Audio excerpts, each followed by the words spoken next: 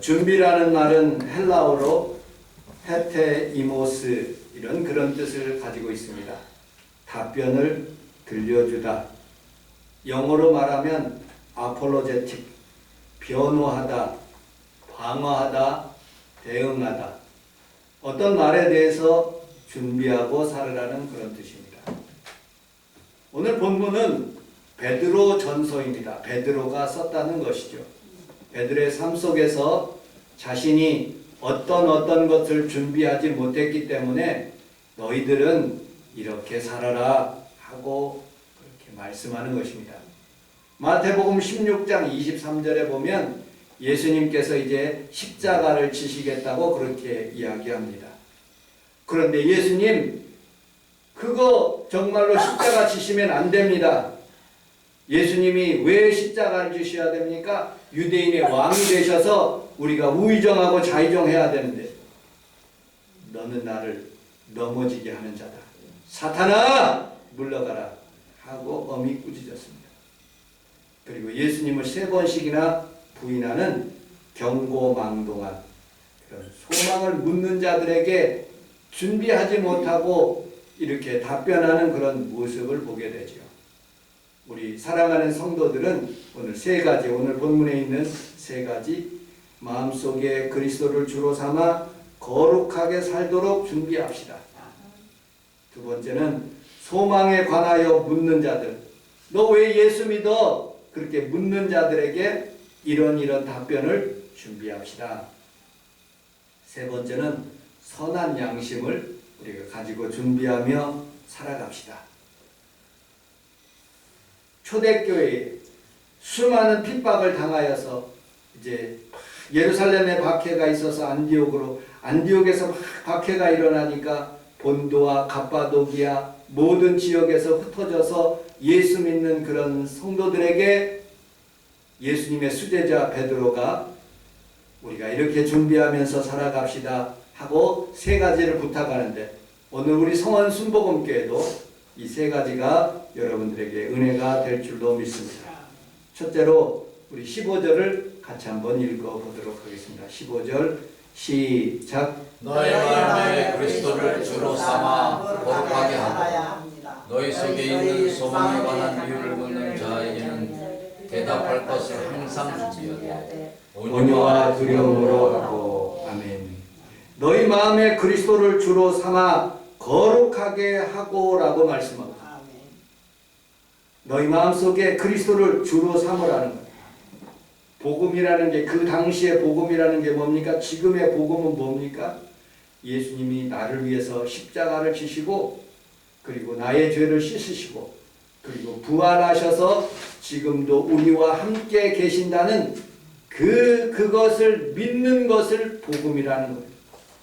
초대교회는 이 복음을 철저하게 믿어서 우리가 프랑카드를 걸고 있는 것처럼 산소망 되신 예수 그리스도를 우리가 날마다 증거하면서 살아가는 것이 이 복음인 것입니다. 그래서 아펜젤러와 언더우드가 이 땅에 오신 것을 통하여서 우리가 산소망 되신 예수 그리스도를 복음을 받아들여서 우리가 하나님 앞에서 믿음 생활하고 있는 것처럼 우리의 삶 속에서도 여러분들 자녀, 여러분들 삶 속에서 산소망 되신 예수 그리스도를 증거하는 귀한 성도들이 다 되시기를 주님의 이름으로 축복합니다. 아멘. 베드로의 삶을 통해서 왜 그런 말을 했을까? 왜 그렇게 베드로는 이렇게 준비하며 살으라고 했을까? 그는 몇 가지, 3가지 정도의 큰 실수를 했었어요. 첫째로 예수 그리스도가 나의 구세주고 예수 그리스도는 하나님의 아들이십니다 라고서는 당당하게 고백을 했어요. 그런데 예수님이 십자가를 지려고 할 때 예수님 지시면 안 됩니다 라고 그렇게 예수님을 위한 것처럼 하지만 사탄아 물러가라고 고백하고 있습니다. 2번째로는 너희들도 다 가려느냐? 그때 베드로가 대답합니다. 아니요 예수님, 영생의 말씀이 주께 있는데 우리가 뉘게로 가오리까? 라고 그렇게 그렇게 고백하고 있지요. 그때 예수님께서 나를 따라오는데 너는 나를 3번 부인할 것이라고 예수님께서 베드로를 또 깨닫게 하시는 모습을 보게 됩니다. 부활 승천하시고 난 뒤에 예수님께서 고기를 구워가지고 제자들에게 떡과 고기를 이렇게 나눠주고 있습니다. 베드로가 묻습니다. 옆에 있는 요한은 예수님 어떻게 되겠습니까? 예언 좀 해주십시오. 그때 베드로에게 이렇게 답변합니다. 너와 무슨 상관이 있느냐? 너는 나를 따르라. 너 일만 잘해라. 요한 걱정하지 말고 하고 그렇게 말씀하시는 부분을 보게 됩니다. 여러분들, 너희 마음에 그리스도를 주로 삼아 거룩하게 하고 라고 말씀하고 있는 것처럼 여러분들 마음속에 그리스도를 주로 삼기를 주님의 이름으로 축복합니다. 아멘. 저는 어떻게 주를 삼았느냐? 저는 어렸을 때부터 예수님을 믿기 시작했어요. 교회가 나의 놀이터였고요. 교회가 나의 학교였었고요.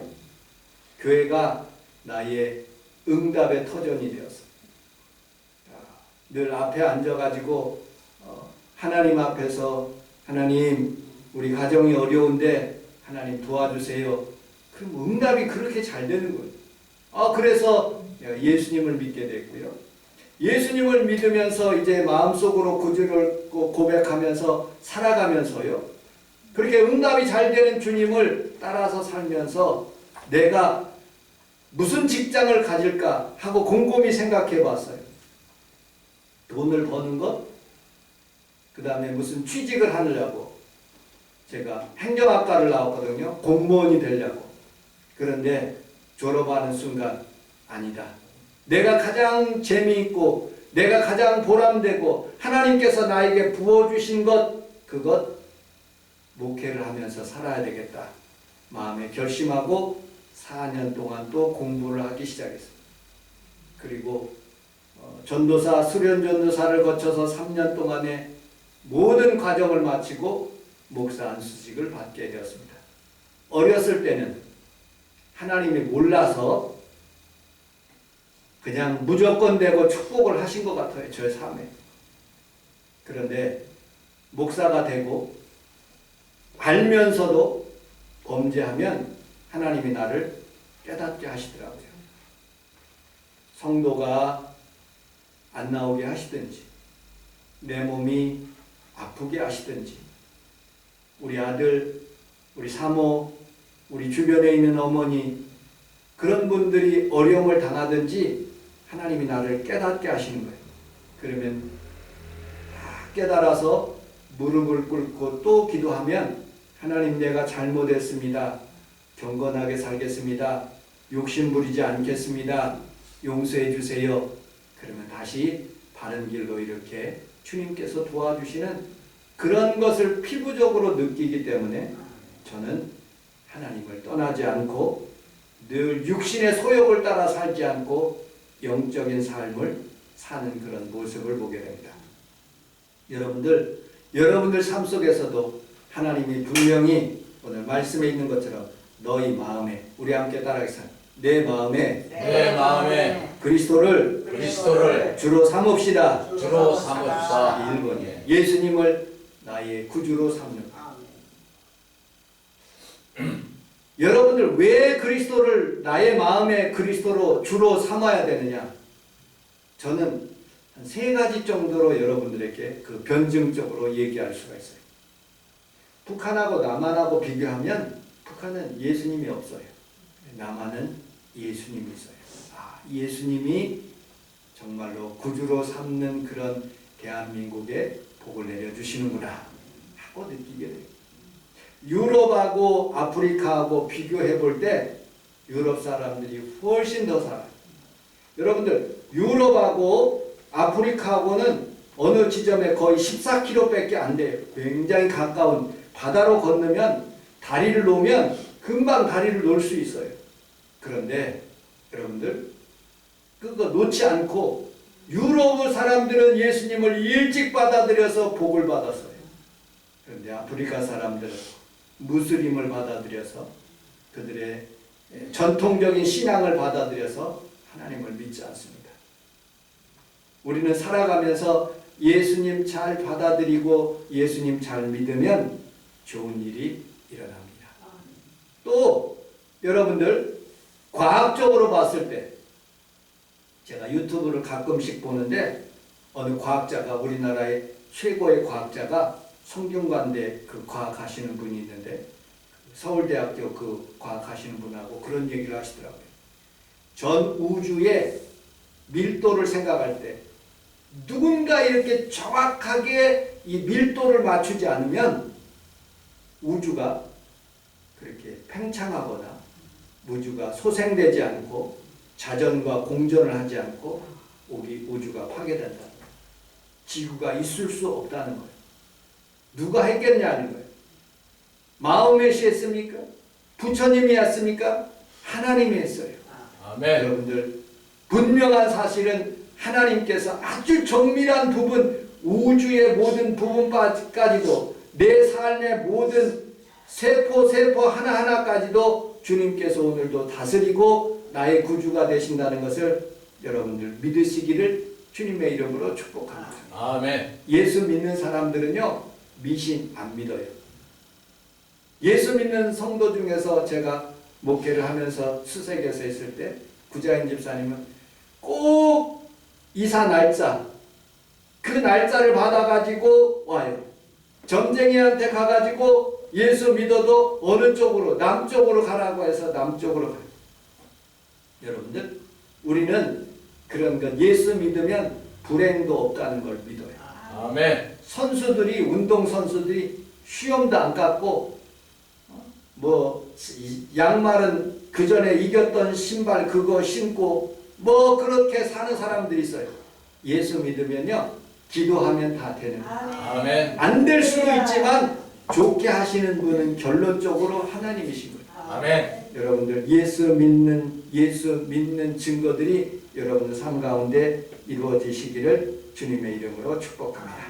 두 번째, 오늘 본문 15절을 같이 한번 읽어보도록 하겠습니다. 15절 시작. 너희 마음에 그리스도를 주로 삼아 거룩하게 하고 너희 속에 있는 소망에 관한 이유를 묻는 자에게는 대답할 것을 항상 준비하되 온유와 두려움과 함으로.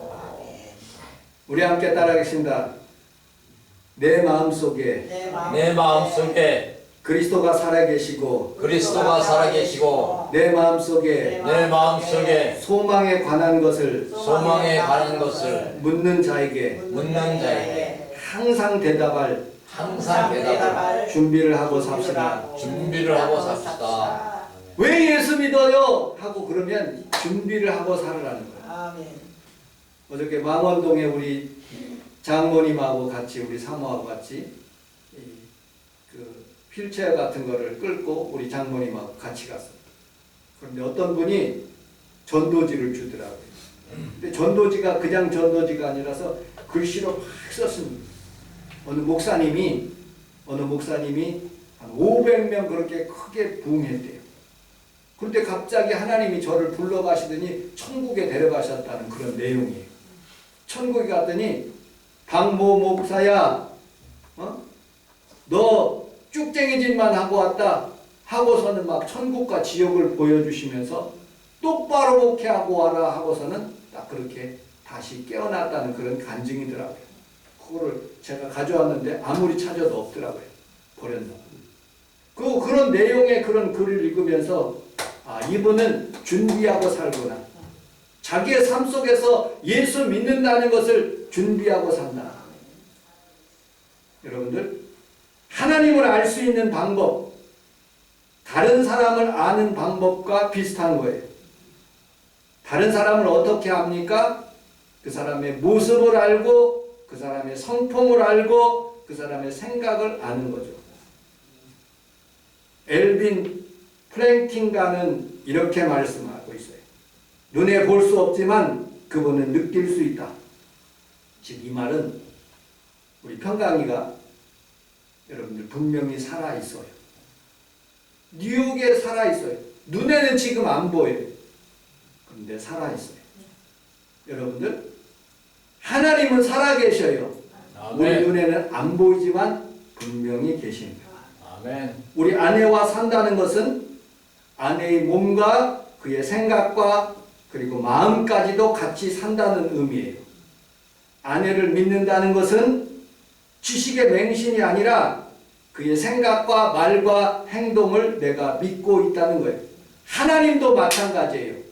하나님의 생각, 하나님의 말, 하나님의 모습은 안 보이지만 그러나 하나님이 우리에게 주시는 성경 말씀, 그리고 나에게 주시는 영감, 그리고 나에게 주시는 모든 합력하여 선을 이루시는 그런 모든 것들을 하나님께서 우리와 함께 하신다는 것을 느끼게 되는 거예요. 우리 수요일 예배 때 우리 권사님하고 우리 장모님하고 예배를 드리는데 그런 글을 읽었어요. 아름다운 여인이 있는데 아름다운 여인이 삼가지 않으면 돼지 코에 금고리를 걸어놓은 거하고 똑같대. 여러분들, 아내와 함께, 여러분 하나님과 함께 사는 것은요, 내가 삼가해야 돼요. 스스로 내가 죄를 지면 하나님이 떠나가는 거예요. 내가 여러 가지 음행하고 더러운 일을 하면 우리 아내가 나를 떠나가는 것처럼 인격적으로 하나님과 여러분들의 형상으로 만드신, 하나님의 형상으로 만든 여러분들은 하나님과 살아가면서 어떻게 느껴야 되느냐? 하나님과 세밀한 부분들을 감정을 느끼고 말씀을 느끼게 되고 음성을 느끼게 됩니다. 그것이 하나님과 함께 살아가는 거예요. 칸트라는 철학자는 이렇게 얘기했어요. 하나님은 상상 속에서 완벽하지만 현실 속에서는 존재하지 않는다. 아니에요. 하나님은 상상에도 계시고 우리의 눈으로 보이지 않지만 하나님께서는 지금 이 시간에 우리와 함께 예배를 드리십니다. 아멘. 그분에게 예배를 드릴 때 그분이 받아주시는 거예요. 여러분들, 뇌성마비 캐롤린이라는 여자가 있어요. 정신지체합니다. 팔다리가 뒤틀리고요. 맨날 끙끙거리면서 집에서 살아요. 육체적으로 정상이 아니에요. 그런데 정신 속에는 선명한 정신, 하나님이 주시는 정신이 있어요. 그래서 초등학교, 중학교, 대학교 부모님들이 바래다주고 그렇게 공부를 하게 됐어요. 그런데 이 아이가 말은 못하고 뒤틀렸지만 그 글자를 컴퓨터로 이렇게 꾹 눌러서 치게 되어서 설교를 작성했어요. 고린도후서 4장 7절에 있는 이 보배를 질그릇에 가졌나니 라는 그런 제목으로 설교를 했어요. 그런데 모든 사람들이 다 은혜를 받은 거예요. 그를 놀리는 아이. 몸이 비틀어지고 흘리고 그렇지만 그 머릿속에는 하나님의 주시는 생각 속에는 하나님이 함께 하신다는 것을 그가 느끼고 표현하는 거예요. 스티븐 호킹스 박사라는 분은 손가락으로 자신의 의사를 전달합니다. 프랑스의 시인, 일본의 시인은요, 그냥 누워만 있어요. 눈으로만 깜빡거려요. 가자가 지나가면, A자가 지나가면 A자 깜빡, B자 지나가면 깜빡이자. 그러게 해서 시인이 됐어요. 얼마나 아름다운 시를 썼는지 몰라요. 여러분들, 육체 가운데는 하나님이 없는 것 같지만 정신 속에서는 그 마음 속에 하나님의 놀라우신 정신이 있는 거예요. 아멘. 여러분들, 우리 하나님이 안 보인다고 없는 것이 아니라 지금 이 자리에 계심을 믿습니다. 아멘. 좋은 일이 일어납니다. 아멘. 비록 우리 눈에는 작게 보이지만 하나님이 볼 때는 참 잘했어, 잘했어, 좌우에 있는 분하고 그렇게 인사하겠습니다. 성도님 때문에 삽니다. 성도님 때문에 삽니다. 우리 교회는 좋은 일이 일어납니다. 우리 교회는 좋은 일이 일어납니다. 아멘. 크리스토퍼 놀란 감독이 인터스텔라라는 그런 영화를 만들었어요. 4차원에서 살고 있는 딸이 우주 공간을 블랙홀을 들어가면 차원이 달라진대. 그 아버지가 그 딸에게 자신이 있다는 것을 알리기 위해서 도저히 알 수 없는 방법이지만 차원 공간에서 자기 딸에게 나타나고 싶은 것이 있어요.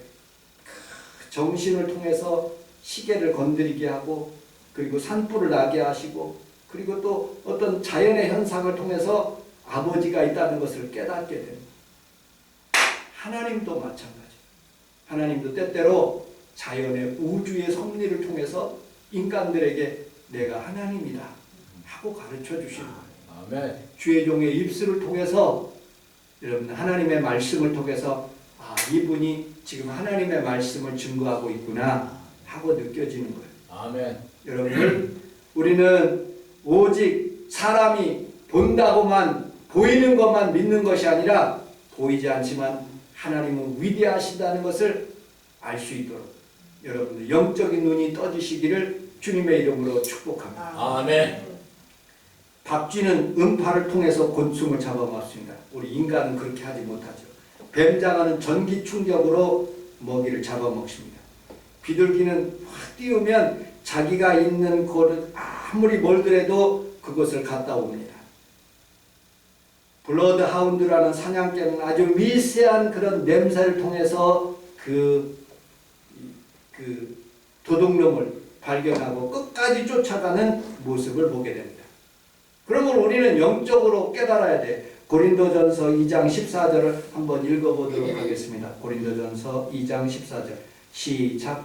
육에 속한 사람은 하나님의 성령의 일들을 받지 아니하나니 이는 그것들이 그에게는 어리석게 보이며 또 그는 그것들을 알 수도 없나니 그러한 일은 영적으로 분별되기 때문이다. 예배는 영적으로 분별하는 거예요. 아멘. 우리 하나님 앞에 초라하게 보이는 것 같지만 하나님이 사용하시는 사람이에요. 아멘. 여러분들은 하나님이 사용하시는 분이고 하나님이 축복하시는 분이에요. 아멘. 그러므로 우리는 영적으로 예배드릴 때 히브리서 11장 6절에 있는 말씀처럼 믿음으로 하나님 앞에 나아가는 자는 그가 살아계심과 그가 자기를 찾는 자들에게 상 주시는 이심을 믿어야 할지니라. 아멘. 우리 히브리서 11장 27절을 같이 한번 읽어보도록 하겠습니다. 시작. 믿음으로 애굽을 떠나 왕의 모함을 무서워하지 아니하고 곧 보이지 아니하는 저를 보는 것 같이 하여 찾았으며. 아멘. 모세는 믿음으로 애굽 왕을 떠나 왕의 노예함을 무서워하지 않고 보이는 사람을 무서워하지 않고 곧 보이지 아니하는 자를 보는 것 같이 이스라엘 백성들을 잘 인도했다고 말씀하는 거예요. 여러분 하나님은 보이지 않지만 하나님의 영은 충만하는 거예요. 보이지 않는 세계를 창조하시고 보이는 세계까지도 창조하셨어요. 모세를 통해서 하나님께서 자신이 하나님이라는 것을 나타나기 위해서 떨기나무 가운데서 불꽃이 일어나고 그렇게 하나님의 말씀이 그에게 임할 때도 있어요. 그러나 대부분이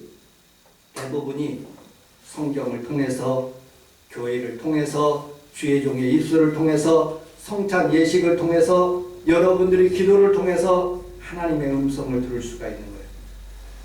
마치 때때로 응답이 잘 안 온 것 같고 하나님이 없는 것 같고 기도해도 응답이 없는 것 같지만 여러분들 말이나 소나 양양 같은 그런 짐승들이 새끼를 낳으면요 금방 걸어다녀요. 금방 걸어다녀요. 그런데 우리가 자녀를 낳으면 이거는 거의 죽은 상태예요. 계속 젖을 줘야 되고 음식을 줘야 되고 움직이지 못하는 상태로 무려 여러분들 몇 년을 살아가는지 몰라요. 아주 연약한 그런 존재예요. 그런데 이 아이가 점점 커서 우리 평강이 나이가 되면 얼마나 강성한지 몰라요. 온 세계에 있는 것을 다 이길 수가 있는 거예요. 모든 짐승들을 다 도구를 통해서 다 통제할 수가 있는 거예요. 예, 마찬가지로 기도도 마찬가지. 우리는 영적으로 어린아이와 같은 아이가 있어요. 그러나 여러분들이 기도하고 또 기도하고 하나님 말씀대로 살다 보면 어느 정도 여러분들이 콩나물이 크듯이 믿음이 쑥쑥 커가는 거예요. 그래서 여러분들이 하나님 앞에 기도하는 것마다 응답되고 좋은 일들이 일어나게 해 주실 줄로 믿습니다. 아멘. 하나님은 때때로 여러 방법대로 응답하십니다. 욥에게는 고난을 통해서 응답하고 야곱은 기다리게 하시고 14년을 기다리게 하시고 20년을 기다리게 하시고 내 나이 137세 때 고난의 세월을 살았다고 고백하고 있습니다. 다윗은 여러분들 승리하게 하시는 응답하시는 하나님을 만나본 거예요. 그리고 엘리야나 이사야는 희망의 하나님을 만나보게 되는 거예요. 그러므로 우리는 세상 살아가면서 수많은 사람들이 하나님을 각각의 체험하는 방법들이 다 달라요. 마치 예수님을 봤는데 마태는 이렇게 쓰고 그 다음에 마가는 이렇게 쓰고 누가는 이렇게 쓰고 요한은 이렇게 쓰고 각각의 다른 거예요.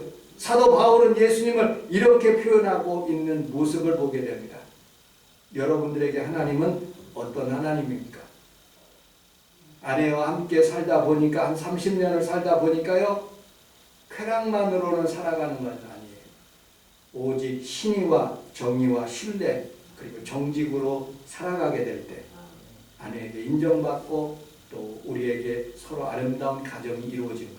이처럼 하나님 앞에서 우리가 영적인 교제를 할 때 언제나 하나님은 보이지 않지만 우리가 신뢰와 믿음으로 살아간다면 하나님이 여러분들에게 좋은 일을 허락해 주실 줄로 믿습니다. 아멘.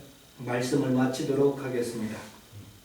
16절을 같이 한번 읽어보도록 하겠습니다. 16절 시작. 선한 양심을 가지라. 이는 그리스도 안에 있는 너희의 성령을 욕하는 자들로 그 비방하는 일에 부끄러움을 당하게 하려 함이라. 무엇을 준비하고 살아야 됩니까? 대답할 말을 준비해야 되고요. 오늘 본문에 보니까 선한 양심을 준비하고 살아요. 여러분들 인생을 살아가면서 예수님을 믿었어요? 그 다음에 예수님 믿고 난 뒤에 대답할, 예수님이 어떤 분이라는 것을 대답할 말을 가지고 삶을 뿐만 아니라 우리의 마음속에 선한 양심을 가지고 살아가라. 한국교회가 무너질 결정적인 세 가지 요소들이 있어요. 첫째로 법정에서 권사님하고 장로님들이 손을 얹고 나 모피 코트 안 받았어 하고 그게 세상에 알려지게 된 거예요. 서로 성경에서 내가 참말이다라고 두 분의 권사님들이 장로님이 그렇게 고백하면서 세상이 발칵 뒤집어지고 두 번째 상거는요. 샘물교에서 선교사 아프가니스탄이라는 곳을 가게 되었어요. 그곳에 가서 선교를 하겠다고 간 거예요.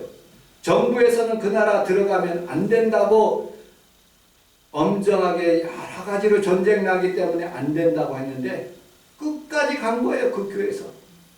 그래가지고요 그 사람들이 잡혀가지고 목사님이 죽고 여러분들 세상적으로 볼 때요 나라에서 돈을 엄청나게 많이 주고 그 사람들을 끄집어냈어요. 가지 말라고 그러는데도 그렇게 좋은 곳이 아름다운 곳 우리가 선한 양심을 지키는 것은 무엇입니까? 세상의 법도 그 법으로 따라서 살아갈 때 우리가 안전해지는 거예요. 여러분들 목회자가 큰 교회 목사님들이 또 작은 교회 목사님들이 물질적인 성적인 타락을 보면서 한국 교회가 무너지는 모습을 보게 됩니다. 그러므로 우리는 선한 양심을 가지라라고 말씀하고 있어요. 동물과 사람과의 차이가 있어요. 무슨 차이가 있냐? 양심이라는 차이. 사자는 토끼를 잡아먹는데 양심의 가책이 없어요.